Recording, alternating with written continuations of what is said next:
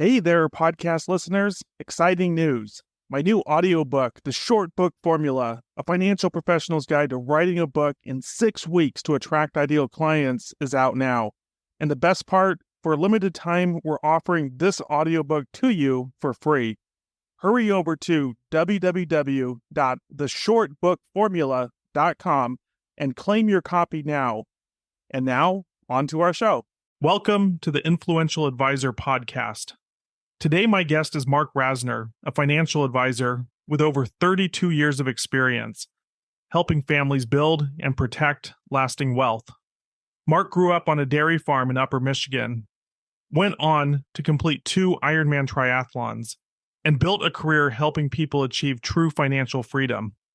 His book, The Group of Mindset, draws on that journey to explain why only 5 to 10% of people ever reach financial freedom, and what separates the ones who do from everyone else. In this conversation, Mark is going to show you exactly what it takes to move from one group to the other, and why most people never do.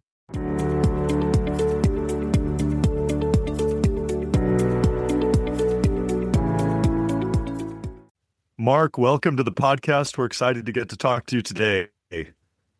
Thank you. Good to be here. Welcome, Mark. Mark, you've been a financial advisor for over 32 years, but your journey, it started on a dairy farm in Michigan. So can you tell us about your background and how watching your father transform from a farmer to a financial advisor shaped your own path? When you try to write a book like this, you spend a lot of time reflecting on your journey and thinking about who the big mentors were, who the leaders were in your life, role models, influential people. And the one I kept coming back to the most was my dad. So my dad grew up on a dairy farm in Upper Michigan. And like most young kids, he, after high school, wanted to get out of Dodge. So he chased a young lady, my mother now, down to Milwaukee, where he got into the banking industry for a few years. But then as they started to have kids and we were getting a little bit older, they had that heart-to-heart conversation and realized, hey, we don't really want to raise our kids in a big city. We'd like to be back in a smaller atmosphere, smaller town. So they moved back up to Upper Michigan. And by this point, my uncle had been running the farm and Dad got a job back on the family farm. Flash forward a few years, as a kid growing up, what I had learned in that moment was that if you were to look at financially, did we have a lot of things or money? But by all practical measures, we were poor. My mom used to make our shirts when we go to school. She would pack our lunches. Dad would bring home the milk came fresh out of the bulk tank, which is the grossest thing ever. You get the cream at the top. I can't touch it to this day. So we grew up relatively poor, but we didn't know it. As kids, we thought we were rich because what we had was a very tight-knit family. My parents were very strong faith-based. Work hard, strong work ethic, love for their kids, and they were always there for us. That's what I knew growing up. But flash forward a little bit more, the farming industry had been a little challenging and was heading in a bad direction. And my dad made a decision to do something different. He wanted something more for his family. And a gentleman had tapped him along the way and said, hey, Jerry, you ever think about becoming a financial advisor? I think you'd be really good at it. That planted a seed. So this gentleman planted a seed in my dad's head, and Dad then started thinking about, hey, I want more for the family. I don't like the direction this is going. He didn't have a college degree, so he felt a little inferior, but he had to work his tail off to prove his worth and whatever. So he made the decision, became a financial advisor, and then got on a pretty fast track up into training, leadership, management, et cetera. The big determining thing for me, though, is when I was a sophomore in high school, I watched Dad progressed from working his tail off on the farm to working his tail off in the financial planning career, still not home a whole lot, but he work. But all of a sudden, he bought a new lawnmower. We didn't have to push mow anymore. We bought a riding lawnmower, bought a new car. We took a family vacation. All of a sudden, we started to have things that we didn't have before. And then when I was a sophomore in high school, we were able to go downtown for lunch. And I come around the corner from lunch one day, and there's this couple. And they're walking up and they looked at me and they said, you're a Rasner, aren't you? I'm like, are you Jerry's kid? I'm like, yeah. And then all of a sudden they just opened up. They melted. They're like, oh, what an awesome guy. He has helped us get our finances in order. Genuinely a good person. And they just had love and respect for him. I made a connection at that moment because people ask you, oh, Mark, how come you got into the financial planning career? I can go right back to that moment. And the connection I made is that Dad was getting paid well to help people. And I like people and I like money. seemed like a good fit. I told Dad, I said, I think I know what I want to do now when I go to college, because college was non-negotiable. It was, we were going to college, come heck or high water, because Dad wanted better for the kids. And he's, no, you're going to college. But then we started talking about it when I was a junior. And he says, I'll make a deal with you. I said, Dad, I think I want to do what you do. And puzzled look on his face. And he said, I'll make a deal with you. He said, I'll pay for half your college. He said, you're going to pay for the other half. I don't care how you come up with the money, but you're not taking out any student loans. I'm like, okay. I didn't even think it was negotiable. My brain kicked in and said, how am I going to make that kind of money? Granted, it didn't cost as much back then as it does today. I had to think about, how am I going to come up with that kind of money? So this lawnmower Dad had bought, he said, why don't you start cutting grass? So I'm like, okay. So I used his lawnmower, his gas, his trailer, his truck, and I ran around the countryside cutting people's grass and put all the money in my pocket. I eventually there was a gas station I worked at, and the owners owned a car wash across the street, one of those you pump the quarters in. And I said, hey, Saturdays, why don't we let me from 8 to 12? I'll wash cars for the little ladies that don't want to get out and wash a car and get the snow and stuff off. I'll work for tips. So I did that. Got hooked up with a couple school teachers, painted houses during the summer. Dad had introduced me, and showed up first day on the job. They're on a 3-story house. He points to the peak. He points to the 40-foot ladder and says, I just want to see the bottom of your feet. But I have no idea what I'm doing. But I worked for these teachers for 2 summers. And then I ran my own painting business, because they would go from 6 a.m. until 2. I worked from 2 to 6 on my own. And by the end of my senior year, because the other part of the deal with Dad in college is I had to be out in 4 years. So I had to end up taking summer classes. I started my business from scratch my senior year of college, and I ended up having 9 people working for me that summer. It's a long-winded discussion, but this is how it's transformed and shaped my path right now. What I learned and what Dad did, whether he intentionally did it or not, is that he taught me work ethic. He taught me that nothing in life is free. You got to have a vision. You have to have the desire. You got to want it bad enough to go after it. He taught me it's okay to think better, that to want more for yourself and to chase your dreams. When it came to college, really just opened my mind to the world of possibility and opportunity, embedded that growth mindset, and it instilled that entrepreneurial drive that's shaped my career. It's basically in my DNA today. So I had skin in the game. I had to fulfill my end of the deal. Failure was not an option. And it got me into the world of running a business, and I learned grit, responsibility, accountability, all that stuff. And by the time I was 21 years old, what Dad had done is he had prepared me for the real world and set me up for success more than my college degree did.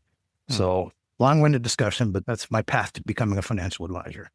And I got hired right out of college, which they normally don't do. I would love to expand on that. And something, for example, in Gabe's case, he has 3 daughters. They're teenagers going to college. I realized that, I think that college today costs more than it did back in our day, but how your dad structured that was so remarkable. The question is, one of the things that you, as a financial advisor, is you guide people through their own decision-making for themselves and their future. How often do you get into conversations about their children and their grandchildren and help them instill those kinds of values? Is that something that happens a lot? Or what would you recommend to someone like Gabe, who has 3 daughters and they're trying to figure out college and those things? The biggest thing is, and I wish I have 3 daughters as well. And I wish looking back, my failure as a dad, I wish I would have gone deeper in discussion with them earlier on about college and their future. I didn't do with them what my dad did with me. And it was just, we're going on to college. That was an expectation, but we didn't really talk through matching up. I can think of a family example where I wish today the universities would price their tuition based on the outcome of the job that you think you'll get. That'd be better. It would be incredible. Because I can think of a person that went through their undergrad school, took out student loans, went on to masters, got a private college, and just come out in saddled in debt like a couple $100,000. And their entry level job started at $30,000. You can't afford to buy a house. You can't raise kids. You can't buy a car. You're just buried. And I think that's one of the issues with today's education system. So starting earlier with the kids and just having that conversation, maybe matching up the type of university, or does it make sense to go junior college first and get you control it financially? Everybody's different. Clients I've worked with, some are, we're paying for everything, to we'll help out as we can, but you're going to have to take out loans. So everybody's all over the gamut, and I can't pass judgment on their opinions and values. All we can do is listen and help prepare. Mark, you've recently written a book called The Group A Mindset. Can you tell us about the purpose behind writing the book, and who are you reaching with that book to help them out? Going back to my dad's story, I'm now 21 years old, just turned 22, fresh out of college. And he then introduced me to this world called personal development. And I think one of the first books I read was Stephen Covey's 7 Habits of Highly Effective People. Begin with the end in mind, right? But one of the exercises somewhere along the way was write down your life list, like the goals that you want to achieve. And so I'm 22 years old. I loved golfing at the time. So I had 4 things on my list. I wanted to become a world-class financial advisor and build a very successful business. I wanted to become financially independent at age 55. I wanted to join the senior PGA Tour because I love golf. And then I wanted to spend the last part of my chapter or career teaching what I've learned, either through mentorship or writing a book or just something. Just how can I build something of value that is worth sharing and teaching to others so that they can shortcut the path to success more than I did. Mark, how close are you to getting on that senior PGA Tour now? How's that going? That was in BC, my friend. That was before children. No. When those 3 girls came around, it took away all my golfing ability. And to be honest, I haven't been able to really get back into it. That was the dream that died. But Right. For a while, it was funny because I look back, I wrote this stuff down when I was 22 years old. And throughout my life, I'm like, those dreams are dead. My goals are dead. I didn't think I'd ever achieve any of it. And then all of a sudden, a couple of years ago, we ended up, as I started thinking about my succession plan and getting out of the business and what I wanted the final chapter to look. And we got hooked up with one of the most top ranked teams in the country that became part of my succession plan. And instead of selling out, I merged my business. I guess the challenge was, hey, Mark, you've built a good team and a good practice and a good business. Help me grow the Midwest. And this team that we joined, they're like a supercharged leadership development factory. And it just got me re-energized. And all of a sudden, it's everything I've been training for is this moment. I'm 55 right now. Could I walk tomorrow? Probably. Would I be happy? No. I have more to give. And that's where the book comes in. Yeah, that's great. And to check that off of the bucket list that you had created when you were 22, That's amazing. In the book, Mark, you open the book with this powerful distinction between Group A and Group B, and only 5 to 10% of people achieve true financial freedom. And so what's the difference between these two groups? And why do so many successful high-earning professionals, they still find themselves stuck in Group B? The best way to answer that is to just paint the picture of what differentiates Group A and Group B. So if you think of the wealth management journey that we're on, usually starts when we're in our 20s. Like I was 22, first job, fresh out of college, no debt, thank God. But I was in a position where, I'm making adult financial decisions. If you think of the adult decisions in your 20s, it's some you have to pay off student loans, you got to buy a car, you're saving for a house, you get married, you have kids and diapers and formula and all that stuff. And then hopefully you have some money you can squirrel away into a retirement plan. But honestly, most people in their 20s aren't thinking about tomorrow because they're so consumed with today. So the wealth journey, if you think about we're trying to save and invest and grow the pot, it's really for the day that we want to retire at some point. And there's 4 paths people generally get to. When you get to that retirement age, you will either have built up enough nest egg, continue to grow, and you can live comfortably the lifestyle that you want. You'll be able to maintain that nest egg. It won't go down. You're just kind of living off the dividends interest, if you will. And you're still free from financial worry. And that we call Group A. So wealth that grows, wealth that maintains. Group B, on the other hand, is you'll have wealth that will start to go down, but you'll expire before the money does, but you still have stress and worry. Or you've got the people that are like, I'm done. I can't work anymore. I don't have enough money. When it runs out, they'll probably run out of money before they pass. So that's Group B. And that's really the difference between the two. That became a passion of mine because, like I said, my dad had been in the business, and this is what all inspired it, is when he was He got into management. He gave up his financial planning practice, got into leadership. And I watched him struggle health-wise. And after a couple of years in the business, I said, Dad, you are so good at what you do. Why don't you come back? Let's do this together. Let's build our own practice. And what he hit me with was super profound. It was like, wow. And his answer was, Mark, right now I lead a team of 20 advisors. If I can help them become better advisors, they can turn around and help more people become financially independent. He said, I can reach more people that way than if you and I did it together. And I was like, whoa, that was like one of the most profound things he ever said. Now, as I think about this book and the next journey and the team that I'm building, and we've got several office locations, several people, and now it's that whole combination. It's become my purpose and passion. So that's what keeps me moving. Difference between Group A, Group B, I'll give you a bullet point list, but it's just a deeper discussion, which we may cover some throughout the podcast. But a lot of it has to do with their own limiting beliefs. Things like, I'm not good enough, I can't do that, faulty decision-making, just making horrible financial decisions, using their 401ks as a piggy bank instead of a retirement account. My understanding of the 401k is that because it's locked up, it's good in the way that it's difficult to access because they have the penalties and all that stuff. And while that might be, in one hand, not great, on the other hand, it forces some discipline. Do you find that's common that people actually do turn it into a piggy bank? Not very often, but it is frustrating when it happens. Yeah, sometimes life happens. Your back's against the wall. You got to do what you got to do. But the worst ones are when, I call it the shiny object syndrome, or some people will refer to it, keeping up with the Joneses. You live in a neighborhood and the neighbor pulls in with a brand new truck and a nice camper or something. All of a sudden you're thinking about what? I want that truck too. Yeah, of course. I need a boat. And then all of a sudden you weren't even thinking about it. But if you think about what that does from a financial standpoint, it's that the shiny object syndrome, it's that dopamine rush. You see something, I want it, and then you can see the good that comes from it.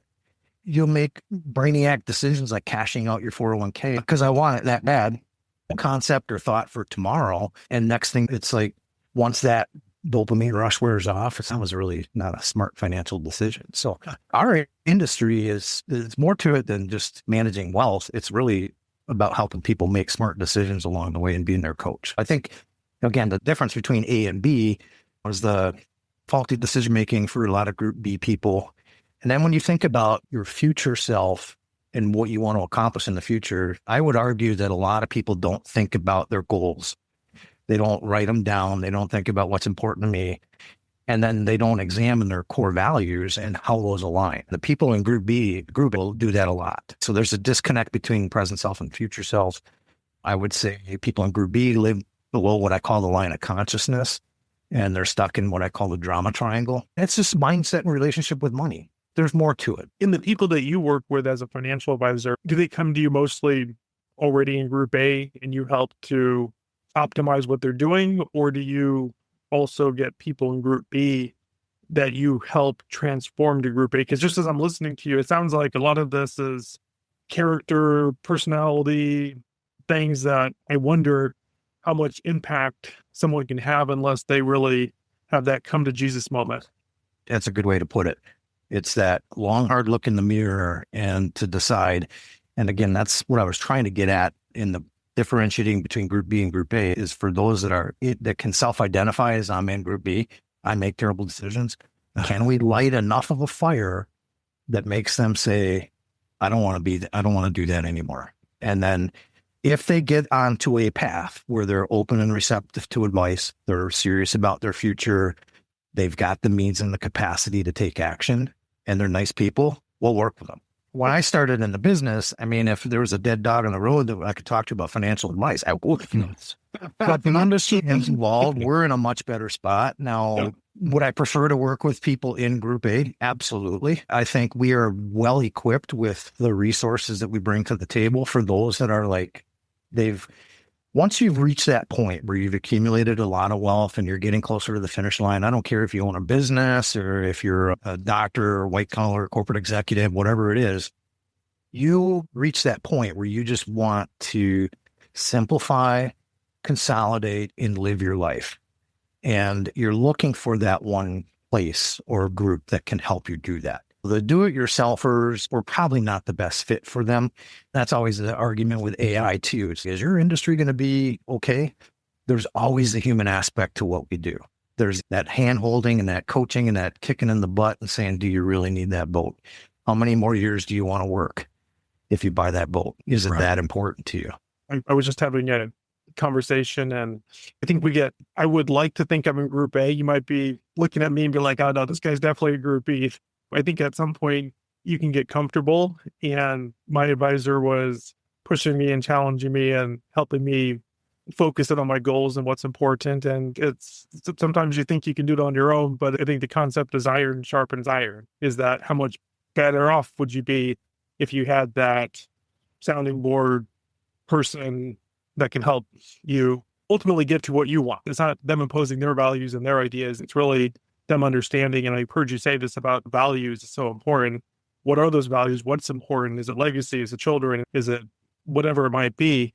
And how do you get there and hold them accountable? And that people ask fees. Well, how do you get paid? How do you charge for your services? On my side, it's fees for the advice that we provide.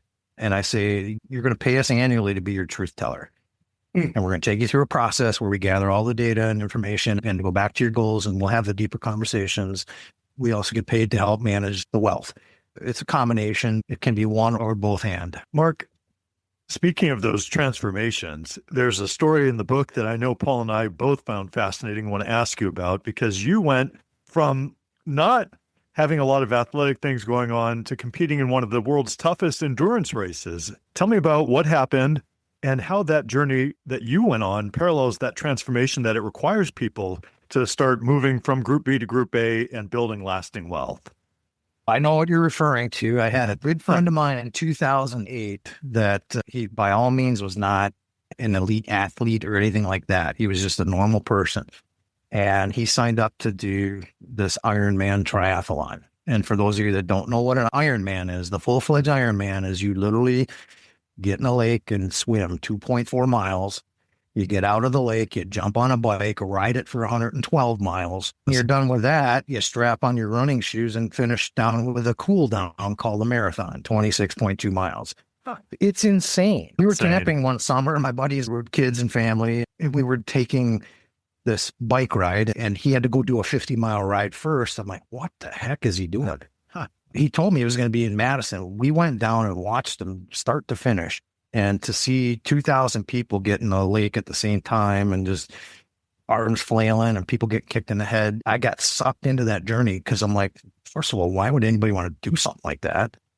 And then it made no sense to me. It's just dumb. You have 17 hours to finish. So we went there, start to finish, watched them get out of the water. I literally bought photography equipment and put a whole photo of them together because I was just so sucked in. But what it did is it planted a seed in me, and it made me start thinking. I transitioned that from that thought of why would anybody do it to I wonder if I could do something like that. And then that gnawed at me for 2 years. By this time, I'm sitting behind a desk. I'm gaining weight. I'm like 260 pounds on a 5'8" frame. I'm like pushing maximum density. Just not feeling really good about myself. So I made a decision. I said, I'm going to do this.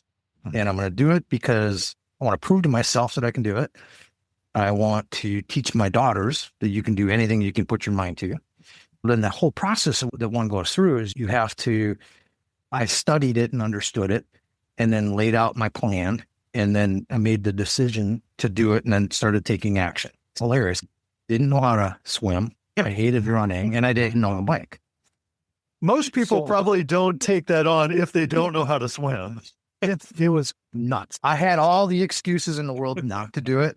Step out of your comfort zone. If you're going to grow, you got to get uncomfortable. And that's the difference between Group A and Group B. Group B lives in the world of comfort. They don't want to take risks. They don't want to take chances. But I'm like, screw it. I'm going to do it. I learned that there's a triathlon club. And hey, every Saturday they meet at this place. They practice swimming. So I show up one day. I walk through the door. I'm like, I'm here to train for an Ironman. And the guy looked me up and down and says, all right, hop in the pool. Let's go. Swim. We'll do a couple laps, swim across. I was gassed getting halfway across the pool. My arms are just flailing. He was so polite. He says, he knew that I don't know how to swim. And he politely suggested that I maybe go get some swim lessons first and then come back. And that would have scared most people away. But I'm like, absolutely. So I did and got swimming lessons and started celebrating my small victories, but slowly and surely I built my way up. It was crazy. The fear of open water swimming, because I'm a natural sinker. I had this fear of open water, and my two youngest daughters both were in swimming at the time. And it was on my training schedule because I was following this to a T, open water swim. So I take her out to Lake Winnebago and I said, come with me just in case I don't do well. So she's out there swimming like crazy and way over her head. And I'm like, get back here. I can't even stand up anymore. I'm like dying, hyperventilating. And she said, Dad, if you feel like you're going to drown, let me teach you the sculling technique. I'm like, what's a sculling technique? So she said, just lay on your back, pull your knees up towards your chin and you'll float then. I practiced it and my 11-year-old daughter saved my life. It helped me get over that fear of water real quick. And then I ended up going on to finish that journey. I did it twice. I did it in 2012, finished the Ironman, and then fell back into my old habits and said, all right, I got to do this again. So I did it again in 2014. So 2-time Ironman. When you finished that first time, what was the feeling that you had as you crossed the finish line after accomplishing all of that? What was interesting is the whole day, because you've trained for 18 months for this event. And the whole day, I just had the biggest smile on my face. My parents had driven down from Upper Michigan to Madison to cheer me on. My daughters were there, our friends were there. And I just smiled the whole day because I just took in the moments. This is what I've trained for. So instead of being this like daunting task of the day, oh my God, I hope I make it through, I just embraced it and enjoyed it. And I had visualized so many times throughout my training of crossing the finish line with my arms pumped up in the air. And then when I came through my last lap, I don't know how many hours, it was quite a bit into it. And I come around the corner and I see my dad and see him light up that he started running with me all the way until I crossed the finish line. That was one of the most cherishing moments. That's an incredible moment. It was really cool. When is the third one going to be? It's a long story, but my shoes have been hung up. I'm looking for things that are less impactful on the body. Mark, in the book, you write about the pie fallacy and how most people think that their wealth, it's a fixed resource. And so how does breaking free from the scarcity mindset change everything about how we approach money? Coming fresh off Thanksgiving, the best analogy I can give you is a butterscotch pie. My mom makes the best butterscotch pie. And she knows we were there for Thanksgiving and you walk in the house, you could smell it fresh and warm. The meringue on top with just that perfect brown crisp to it.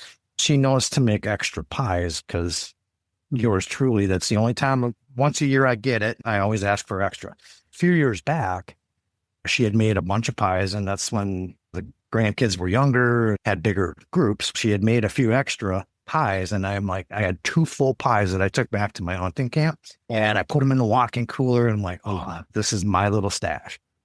And I'm out in the woods deer hunting and I come in that morning because all I'm thinking about is this butterscotch pie. I can taste it. I'm like, it's just going to be so good. I get back to camp. The grandkids that stayed the night at camp, they found the pies. There was no pie left. I was not a happy camper. It was like, but the pie fallacy, if you think of that as money and wealth, and scarcity versus abundance mindset, my scarcity mindset kicked in immediately because think of wealth as there's a finite number or an amount out there. So if you think of it as a pie, if I take a bigger piece of pie, there's less for everybody else to get.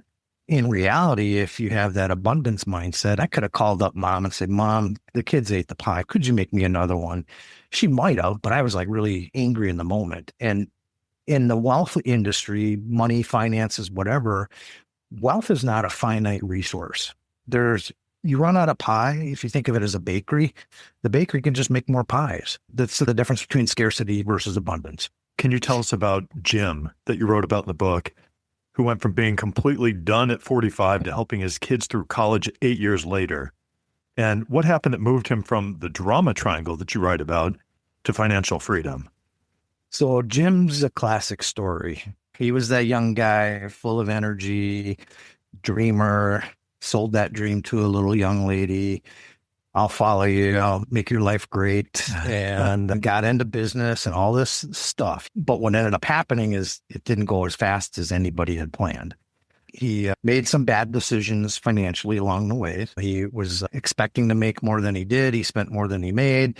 His wife at the time is expecting bigger things. And then all of a sudden you're not delivering on the promises you said. And now we got 3 kids and just this whole, that's what I call the drama triangle, is you get caught up in this rat race. Call it the hamster on the wheel effect, where you're going through the motions, but you're not making good decisions because you're trying to appease everybody and you're not being true to yourself and all this stuff. That was Jim to a T. The more money he made, the more he spent. He wasn't banking money for his future. He was just keeping up with the Joneses and just trying to keep everybody pleased and happy. And inside he was dying. Mm-hmm. So at 45 years old, he finally made the decision, I got to get out of the drama triangle. There's 3 key players in the drama triangle.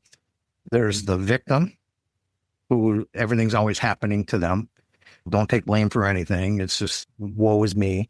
There's the villain, and that is who's to blame or what the issue is. And then there's the hero. In that case, Jim, at the young age, was the hero trying to sell the idea. You get the picture with that. The decision to leave the drama triangle for Jim was to actually get divorced. And he stepped back, took a long, hard look in the mirror and said, if it's meant to be, it's up to me. I need to make the decisions and put the pieces back together. After that had gone through, it's like there was nobody to blame. He was no longer the victim or the villain, and he had to be his own hero. So he then made the sacrifice and changes and start setting up disciplined savings plans and setting money aside for college and paying down debt. From a business standpoint, made all massive changes that within 8 years, if you look at the outcome, his net worth was about 10x where it was when he got divorced. And he had the money set aside for his kids' college. And so he just got himself on a better track. It boiled down to making some really tough decisions, if that makes sense. It makes a lot of sense. I think that would mean a lot to a lot of people. My question is for Jim. You said that after 8 years, there was this transformation. In the early years, did it feel like he might not get there, or did he always have his eye on that prize that he'd make it because he was putting himself in the right direction at that point? Jim was a believer. He had such a belief in a drive that he wasn't going to not be successful. In business, we sometimes say that we are the product of the top 5 people that we hang around, influence us the most. By changing some of the people in his life, he got on that better track. Jim was a Group B person, or Group A person trapped in a Group B world. And I might sound passionate about the story because I know it to a T, because I am Jim. Mark, that's the classic reveal story right there. Gave me goosebumps actually saying that. But I just want to rephrase and get to restate that, is that a Group A person trapped in a Group B situation. Yes. I can so relate to that when it comes to certain goals. In my case, it's been health and weight and things like that. I see myself one way, the reality sometimes different. It's inspiring because you feel like, I'm in Group A. I'm belonging in Group A. Why am I getting Group B type results? Can you expand any more just in terms of that transformation? That's remarkable in terms of being able to make those kinds of changes in such a short time. I think there's a lot of people that feel that they belong in Group A, but maybe some of the results are Group B. And it's not that they don't feel like they're Group B people. They feel like they're Group A, but what's that transformation look like? The best way to answer that is I'm going to use an explanation. Everybody wants to think they're Group A or be Group A. And there is no I'm either one or the other. It's both and. Like I was Group B for a while, now Group A, but even though I might consider myself Group A, I still display some Group B tendencies sometimes with how I spend money or whatever, but I can afford to do it. There's a difference. It's nobody's fault that they're stuck in this Group B world or this drama triangle world. The best way to explain it is what I call the line of consciousness. If you draw a line across the center of a piece of sheet of paper, and above that line, you write the word conscious. Below the line, you write the word unconscious. And then we think a little bit about how the human brain works. Now, I don't want to get deep. I'll keep it as simple as I can. The human brain is hardwired for us to fight, flight, freeze, or faint. It's to avoid problems and trauma and drama. It's to protect you. The 3 levels of the brain, there's the old brain, which is the lizard brain. When a stimulus comes in, it's like instantly solicits an emotion, and that moves up to the Labrador brain, which is that feeling part of the brain. And then usually out comes a response. And that's like all that happens in milliseconds. Well, if you think of that line of consciousness, all of that happens subconsciously. We don't have a clue it's going on. It's just automatic. Above the line of consciousness is what I would say is our thinking brain. And that is our rationalization part. It is the ability to choose how we're going to respond. But most of us are hardwired. If you think of that line of consciousness in the drama triangle is just this wheel we never get through because we're constantly stimulus response. If you put a pause in, we call it the freeze game. If you feel something's not right or someone's got you off kilter and you just say, hey, freeze for a second. And you step back and reflect on what am I feeling on the inside? What am I thinking? What am I currently doing? And what do I want to do? And then what's my next best action? It's just like inserting a little bit of pause to give the thinking brain time to engage. That is the hugest difference that I see between true group A people and group B people. Now, I've seen a lot of people that have wealth like group A people, but they're group B because they got there based on scarcity. You think of the Great Depression days. I can think of a couple where mom and dad lived through the Great Depression. They had nothing. They lost everything. So these kids grew up with that concept of, I need to save money. They've got more money than they know what to do with today, but they still clip coupons. They do things. They sacrifice their lifestyle for the wealth, which they're just going to give to the kids that the kids are already doing well to begin with. So the whole point, it's a long-winded discussion, but the people that can, if you think of your brain is an instrument. The mind, the part above the line of consciousness, is what you use to play that instrument. And it's that space between your stimulus, what comes in the brainstem, and the response that you choose. If you can master that space, you will be that much more on track towards Group A. Long discussion, but hopefully that made some sense. Mark, from everything that you're saying, wealth, it doesn't seem like it's just about money, that it includes relationships and your purpose and the legacy that you're building. Could you share a story about clients that maybe discovered that and how it transformed the way that they did their own financial planning? Yeah, I can think of a story of clients we'll call Joel and Lisa. I've worked with them for over 30 years now. What I learned from them was the success in money and wealth goes far beyond a bank account or an investment statement. They chose to live in alignment with their values and their goals. Just to give you an example, they were teachers. They taught in the U.S. and they had 2 young kids and they decided, hey, let's look at teaching overseas. They uprooted. They had good jobs, good pensions. Life would have been great financially, but they decided, let's broaden the horizons and expand that for our kids. They up and left. Over the last several years, they taught in Peru, they taught in Mexico, they taught in Jordan, they taught in South Korea, Guatemala, Turkey. They were all over the world. But one of the funnest things is they would come home every summer.